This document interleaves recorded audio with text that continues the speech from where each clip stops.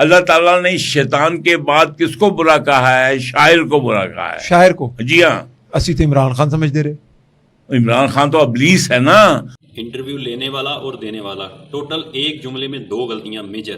پہلی بار جو وہ ایک بزرگ آدمی، میں نے تو سمجھا بڑی کوئی علمی کوئی گہری گفتگو کرے گا، ٹھیک ہے، وہ بول رہا ہے کہ شیطان کے بعد اللہ تعالیٰ نے کس کو برا کہا ہے؟ شاعر کو. بھائی جان شاعر کو نہیں کہا، آپ تھوڑی تحقیق تو کر لیں.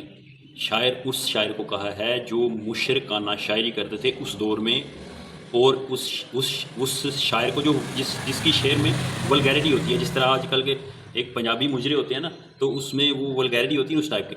باقی جو سلیقے کی شاعری کرتے ہیں، اچھی شاعری کرتے ہیں، ان کی کوئی ممانت نہیں. یہ فنون لطیفہ میں آتا ہے، ٹھیک ہے، اور اس میں کوئی برائی نہیں ہے، ٹھیک ہے. آپ تو پہلے اس کی تحقیق کر لیتے. اور دوسرا بات، جو ساتھ میں وہ ایک موجنا بیٹھا ہوا ہے جو انٹرویو لے رہا ہے، وہ بول رہا تھا شیطان کے بعد میں یہ سمجھ دیتا عمران خان کو برا کہا ہے. بھائی جان اللہ تعالیٰ نے آپ کو یہ کہا ہے کہ شیطان کے بعد کوئی برا انسان ہے تو وہ عمران خان ہے، یہ آپ کو اللہ تعالیٰ نے کہا ہے. تو اس طرح یہ بھی اللہ تعالیٰ کے اوپر جھوٹ باندھ رہے ہیں، ٹھیک ہے نہیں. تو یعنی ایک جملے میں 50 غلطیاں کر دی ہیں. تو ایک عمر دراز بندہ ہے، میں تو یہ سوچ رہا ہوں بڑی کوئی علمی گفتگو کرے.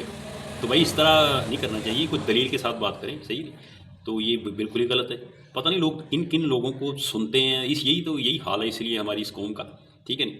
صرف اپنا ایک خندق نکالنے کے لیے کسی کی برائی کرنا اس طرح، یہ بہت ہی بری بات ہے. بات جب بھی کریں دلیل کے ساتھ کریں. اب میں ذاتی طور پہ بتاؤں، میں I don't like Nawaz Sharif and Shahbaz Sharif اور آل دس پارٹی. میں اس پارٹی کو بالکل پسند نہیں کرتا. میں یہ سمجھتا ہوں یہ کرپٹ ہے اور نااہل ہے بس، ٹھیک ہے، مجھے ایسا لگتا ہے. تو اگر کوئی اس کو یعنی اس کے اگینسٹ کوئی بات کرتا ہے، ٹھیک ہے، دلیل کے ساتھ کوئی بات کرتا ہے، ٹھیک ہے. یعنی اس بلو دا بیلٹ گفتگو کرنا بہت ہی گھٹیا گفتگو کرنا، یہ آئی تھنک اس طرح کے عمر دراز بندوں کا، تو عمر دراز جو بندے انہیں تو بالکل ہی سوٹ نہیں کرتا، معذرت کے.